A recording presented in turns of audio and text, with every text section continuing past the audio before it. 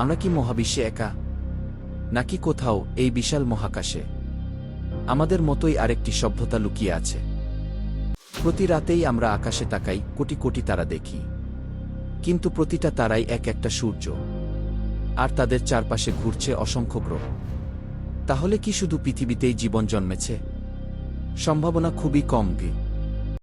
নেসা এর হিসেব মতে শুধুমাত্র আমাদের গ্যালাক্সিতেই আছে প্রায় 100 বিলিয়ন গ্রহ, আর তার মধ্যে লাখ লাখ গ্রহ এমন পরিবেশে আছে যেখানে জীবন টিকে থাকতে পারে। কিন্তু প্রশ্ন হচ্ছে, যদি এলিয়েন সত্যিই থাকে, তাহলে আমরা এখনো কেন তাদের দেখতে পাইনি? বিজ্ঞানীরা এই রহস্যকে বলেন দ্য ফার্মি প্যারাডক্স।